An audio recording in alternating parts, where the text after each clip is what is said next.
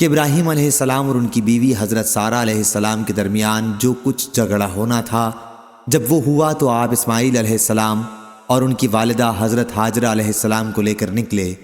ان کے ساتھ ایک مشکیزہ تھا جس میں پانی تھا۔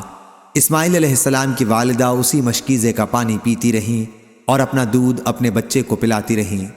جب ابراہیم مکہ پہنچے تو انہیں ایک بڑے درخت کے پاس ٹھہرا کر اپنے گھر واپس جانے لگے۔ اسماعیل کی والدہ ان کے پیچھے پیچھے آئیں۔ جب مقام قدا پر پہنچے تو انہوں نے پیچھے سے آواز دی کہ اے ابراہیم، ہمیں کس پر چھوڑ کر جا رہے ہیں؟ انہوں نے فرمایا کہ اللہ پر۔ ہاجرہ نے کہا کہ پھر میں اللہ پر خوش ہوں۔ بیان کیا کہ پھر حضرت ہاجرہ اپنی جگہ پر واپس چلی آئیں اور اسی مشکیزے سے پانی پیتی رہیں اور اپنا دودھ اپنے بچے کو پلاتی رہیں۔ جب پانی ختم ہو گیا تو انہوں نے سوچا کہ ادھر ادھر دیکھنا چاہیے، ممکن ہے کہ کوئی آدمی نظر آ جائے۔ راوی نے بیان کیا کہ یہی سوچ کر وہ صفا پہاڑی پر چڑھ گئیں اور چاروں طرف دیکھا کہ شاید کوئی نظر آ جائے، لیکن کوئی نظر نہ آیا۔ پھر جب وادی میں اتریں تو دوڑ کر مروہ تک آئیں، اسی طرح کئی چکر لگائے۔ پھر سوچا کہ چلو ذرا بچے کو تو دیکھوں کس حالت میں ہے۔ چنانچہ آئیں اور دیکھا تو بچہ اسی حالت میں تھا جیسے تکلیف کے مارے موت کے لیے تڑپ رہا ہو۔ یہ حال دیکھ کر ان سے صبر نہ ہو سکا۔ سوچا چلوں دوبارہ دیکھوں، ممکن ہے کہ کوئی آدمی نظر آ جائے۔ آئیں اور صفا پہاڑ پر چڑھ گئیں اور چاروں طرف نظر پھیر پھیر کر دیکھتی رہیں، لیکن کوئی نظر نہ آیا۔ اس طرح حضرت ہاجرہ نے 7 چکر لگائے۔ پھر سوچا چلوں دیکھوں بچہ کس حالت میں ہے۔ اسی وقت انہیں ایک آواز سنائی دی۔ انہوں نے آواز سے مخاطب ہو کر کہا کہ اگر تمہارے پاس کوئی بھلائی ہے تو میری مدد کر۔ وہاں جبرائیل علیہ السلام موجود تھے۔ انہوں نے اپنی ایڑی سے یوں کیا، اشارہ کر کے بتایا اور زمین ایڑی سے کھود دی۔ راوی نے بیان کیا کہ اس عمل کے نتیجے میں وہاں سے پانی پھوٹ پڑا۔ اسماعیل ڈری کہیں یہ پانی غائب نہ ہو جائے، پھر وہ زمین کھودنے لگیں۔ راوی نے بیان کیا کہ ابو القاسم صلی اللہ علیہ وسلم نے فرمایا اگر وہ پانی کو یوں ہی رہنے دیتی تو پانی زمین پر بہتا رہتا۔ غرض ہاجرہ زمزم کا پانی پیتی رہیں اور اپنا دودھ اپنے بچے کو پلاتی رہیں۔ ابن عباس رضی اللہ عنہ نے بیان کیا کہ اس کے بعد قبیلہ جرہم کے کچھ لوگ وادی کے نشیب سے گزرے۔ انہیں وہاں پرند نظر آئے۔ انہیں یہ کچھ خلاف عادت معلوم ہوا۔ انہوں نے آپس میں کہا کہ پرندہ تو صرف پانی ہی پر اس طرح منڈلا سکتا ہے۔ ان لوگوں نے اپنا آدمی وہاں بھیجا۔ اس نے جا کر دیکھا تو واقعی وہاں پانی موجود تھا۔ اس نے آ کر اپنے قبیلے والوں کو خبر دی تو یہ سب لوگ یہاں آ گئے اور کہا کہ اے اسماعیل، کیا آپ ہمیں اپنے ساتھ رہنے کی یا یہ کہا کہ اپنے ساتھ قیام کرنے کی اجازت دیں گی؟ پھر ان کے بیٹے اسماعیل علیہ السلام بالغ ہوئے اور قبیلہ جرہمی ہی کی ایک لڑکی سے ان کا نکاح ہو گیا۔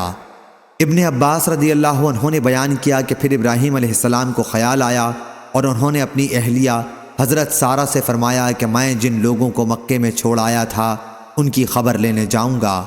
ابن عباس رضی اللہ عنہ نے بیان کیا کہ پھر ابراہیم علیہ السلام مکہ تشریف لائے اور سلام کر کے دریافت فرمایا کہ اسماعیل کہاں ہیں؟ ان کی بیوی نے بتایا کہ شکار کے لیے گئے ہیں۔ انہوں نے فرمایا کہ جب وہ آئیں تو ان سے کہنا کہ اپنے دروازے کی چوکھٹ بدل ڈالیں۔ جب اسماعیل علیہ السلام آئے تو ان کی بیوی نے واقعے کی اطلاع دی۔ اسماعیل علیہ السلام نے فرمایا تم ہی ہو جسے بدلنے کے لیے ابراہیم علیہ السلام کہہ گئے ہیں، اب تم اپنے گھر جا سکتی ہو۔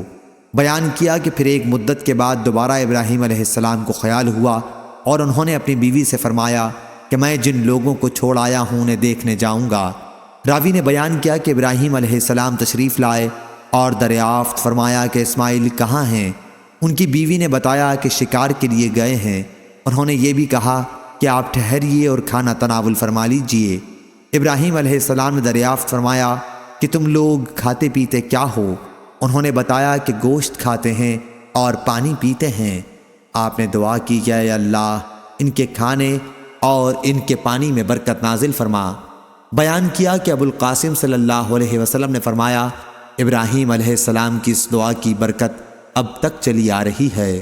راوی نے بیان کیا کہ پھر تیسری بار ابراہیم علیہ السلام کو ایک مدت کے بعد خیال ہوا اور اپنی اہلیہ سے انہوں نے کہا کہ جن کو میں چھوڑ آیا ہوں ان کی خبر لینے مکہ جاؤں گا۔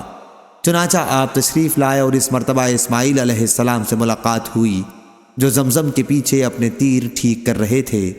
ابراہیم علیہ السلام نے فرمایا، اے اسماعیل، تمہارے رب نے مجھے حکم دیا ہے کہ میں یہاں اس کا ایک گھر بناؤں۔ بیٹے نے عرض کیا کہ پھر آپ اپنے رب کا حکم بجا لائیے۔ انہوں نے فرمایا، اور مجھے یہ بھی حکم دیا ہے کہ تم اس کام میں میری مدد کرو۔ عرض کیا کہ میں اس کے لیے تیار ہوں، یا اسی قسم کے اور الفاظ ادا کیے۔ راوی نے بیان کیا کہ پھر دونوں باپ بیٹے اٹھے۔ ابراہیم علیہ السلام دیواریں اٹھاتے جاتے اور اسماعیل علیہ السلام انہیں پتھر لا لا کر دیتے تھے، اور دونوں یہ دعا کرتے جاتے تھے، اے ہمارے رب، ہماری طرف سے یہ خدمت قبول کر، بے شک تو بڑا سننے والا جاننے والا ہے۔